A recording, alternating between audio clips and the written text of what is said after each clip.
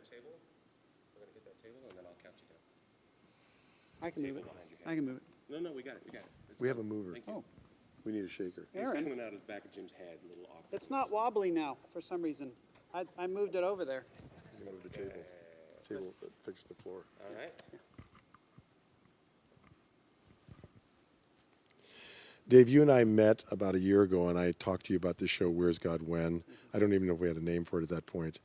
And I asked if you'd be interested in doing it in your church, and you said, yeah, let's think about that. Let's move forward with that. And we ended up just ending our second performance now of the show. And I'm just curious about what you thought at that point a year ago when we talked about what was going to happen, and then what happened. Well, I assumed that the content would be what it was, knowing Paul and the shack. I figured it was going to be about loss and it was going to be about pain, and indeed it was. It was really good, and I think, judging by the results and watching the moments in the evening, clearly people were deeply moved, and even talking to people later, clearly people will adjust their lives in some way, either move towards God or ask better questions or move towards one another. So I would say what I had hoped would happen did happen. You tell us a little bit about yourself and your church. Yeah, well, we're 23 years old as a church, started in 1991. We're north of Indianapolis. North of Indianapolis, yeah. Noblesville, Yeah. Indiana is the name of the town. We've been here, I already said that, 23 years. Church about 5,000 on the weekend. And you planted this church. Yep. Okay. Yep. So one of the things that attracted you was what I call non-evangelistic evangelism, and that is because I'm curious and interested in helping churches and people recover the lost art of the spiritual practice of evangelism, which principally has become a program. So how did the show, sync with that idea in your mind? Well, I was hoping it would, because we planned to that end. We didn't just want to do this show because we thought it would be a good way to get into the conversation about loss. We knew it would give our people the chance to do what we believe is key about evangelism, and that's having conversations, right. Starting with conversations. Early returns from last night are that it did happen. There were conversations had. My neighbors, invited my neighbors. We had great. And your neighbors don't attend your church regularly? No, they don't attend the church. They attend another church. Okay. But we've had some semblance of spiritual conversation in the past. I don't know if we're on the same page or not. Yeah. But on the way home in the van, deep conversations about spiritual things. And they got here because of my what? My wife knew that my neighbor had enjoyed the shack, and remembered that, and called her and said, "Would you like to go with us?" Mm-hmm. And how did so just on a personal level, how did the show move you? Well, I wish I had a piece of paper and written down every one-liner that Paul had, and I was glad we had tweeting, because I was able to go back and read some of the things I missed. Were you tweeting during the show? I did after. Okay. I didn't do. Okay, yeah. I didn't do during the show, but awesome. It just made me process deeply my own sense of how I respond to life, shame. How I feel about God, forgiveness. So I was probing pretty deeply. And I got to be honest, I didn't expect that. I thought I would be analyzing. Well, because you guys are put on shows, and you can think about what's actually going on. Yeah, but it didn't take long into the show itself that I realized, okay, this is about me too. It's like a movie. You got caught up in it. Yeah, I got caught up in the movie. Yeah. And Paul's wonderful. I mean, he's a great communicator, and drew me in. Yeah. And any other just anecdotal stories of people that... Oh, yeah.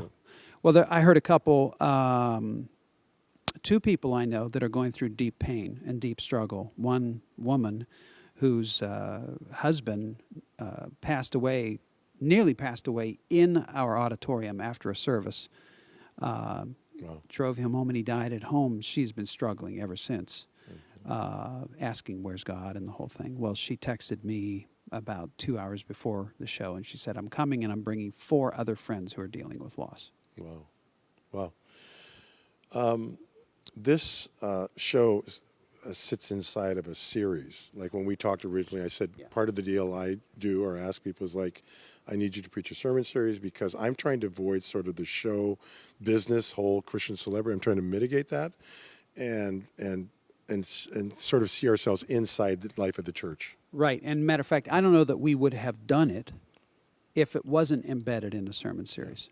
Yeah. Because we wanted to, it was a springboard for us. It was a catalyst. Yeah. The event was a catalyst. In and of itself, it was powerful. Right. It communicated, lives were changed, probably for maybe some generations will be affected by the show. So, and matter of fact, I know that's the case. But it will also be a catalyst for us as a community, as a congregation, to process deeper and take our people to be able to answer deeper questions as a result. Now, we approach this a little differently than in that we actually sold tickets and we presented as a show. And one of the models we used was to put the tickets on sale and to motivate people to invite their friends. We and well over half the tickets went out in 72 hours because of that. How does that play out internally? How did that feel to you? Well, it was new. It was new for us because we don't do shows. Well, I'll take that back. We do some theatrical performance of our own, and we charge. Yeah. So charging people ticket price to come, that's not new to us. But doing it in conjunction with another production company, your production company, for instance, that was new for us.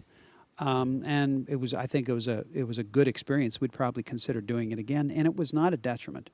I think, and I think we all know this, that if it's free, people are much more likely to just pass it. Well, particularly a free church service. Yeah. Right. Yeah. If that's how we're. Yeah. But the fact is, I mean, hey, I had to pay $15 and. Right. Got to get something for it. Got to cash that in. Exactly.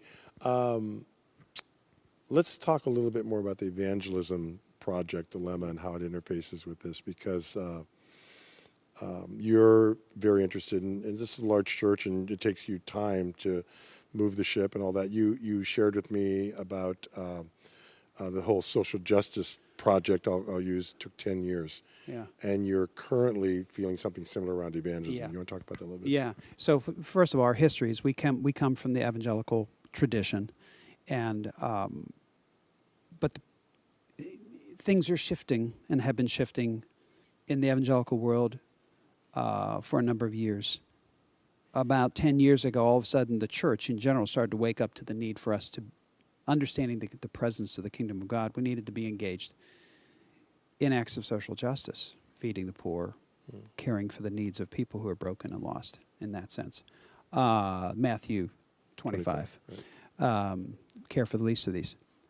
But that mindset took 10 years, I think, to almost to today, to get our people to think differently about the world through that set of lenses. And it's working, but it took us 10 years. Now, all that to say, evangelism is going to require that kind of reframing, because the old style of evangelism, programmatic evangelism, pretty much is gone.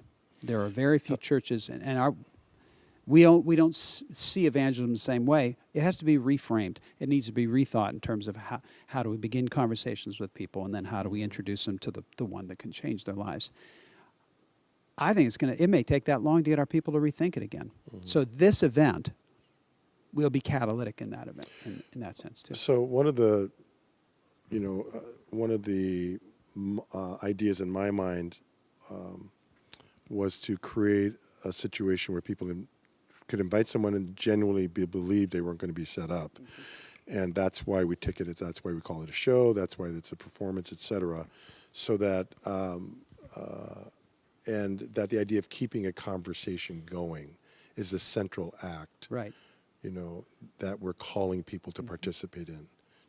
Do you think it was helpful in that regard? Well, you know what? Since it was just last night, we'll see. Yes. Let's give it some time. I think that it set that up well enough that I can't imagine that it won't happen. I believe it will. Anecdotal evidence again indicates to me that people did invite their friend, and conversations will continue. You could just observe who was here. I observed, and I actually had people come up to me and say, "My friend came, and they were happy. My mother came, and they were saying it in such a way to tell me, and it worked." Paul tells a very raw story about himself, in the Okay. show. And I think it particularly will impact men in interesting ways. What's your thoughts on that? Oh, there's no question, and it will impact in particular, anyone who has experienced what he's experienced in his life. And I guess I could say the abuse that he experienced in Yep. his life, and the alienation, the disengagement, the lack of community, however he'd describe it. Anyone, men or women, will relate to that in a deep way. But I also think that his loss.